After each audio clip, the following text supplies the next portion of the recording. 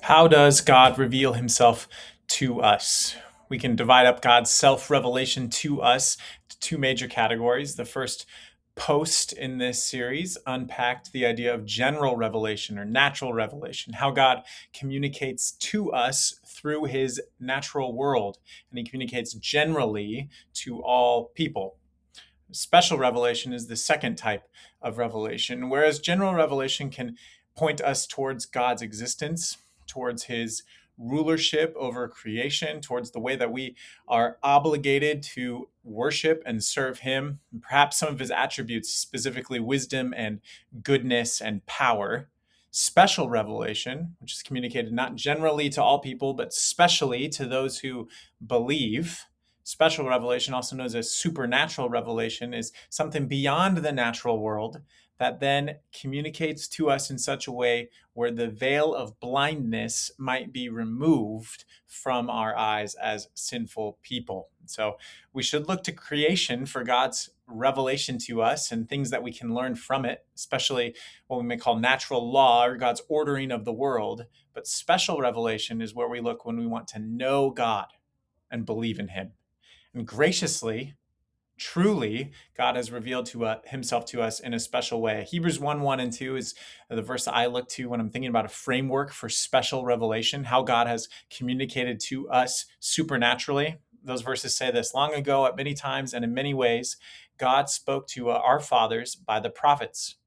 But in these last days, he has spoken to us by his Son, whom he appointed the heir of all things. And so when we're looking at special revelation, several categories of special revelation might fit into that subheading of long ago, at many times, and in many ways. So I think of this list. God revealed himself to those before Christ, sometimes by direct presence. Before the fall into sin, and this is one of the most tragic losses of the fall into sin, God walked together with Adam and Eve in the garden in the cool of the day. That's direct presence. He also communicated himself to his people through theophanies.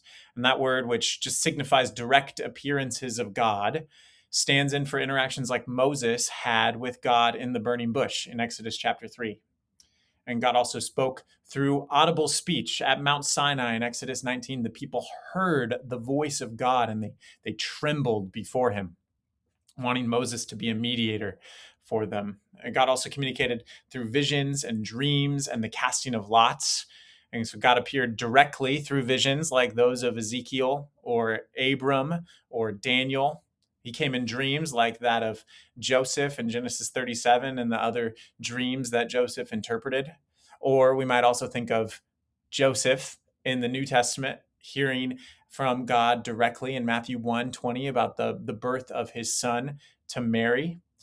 God also communicated himself through the casting of lots. In Joshua chapter 7, we have Achan found out for his sin by the casting of lots. Or you might think of Jonah as well. Through the casting of lots to a pagan people, God communicated that Jonah was guilty. And so these are various forms of communication. We call them pre-Christ varieties of special revelation that were mediated through God's prophets, his chosen spokespeople for his messages to his people.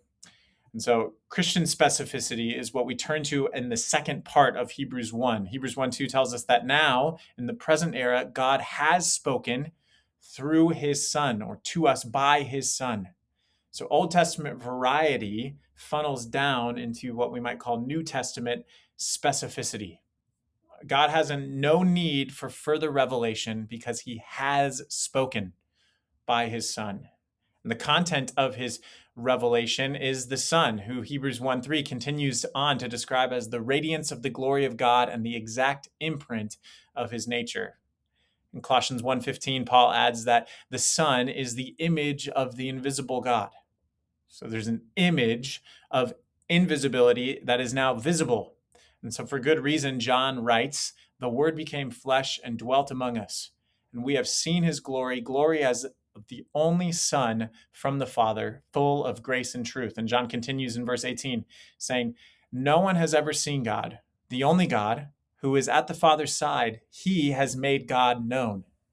So Jesus summarizes this doctrine for us by answering Philip's question in John 14:9 to see the Father. Jesus responds, "Whoever has seen me has seen the Father." Jesus is the special revelation of God. And so now we look to the written word of God, the scriptures, so that we might behold by faith the incarnate word of God, Jesus.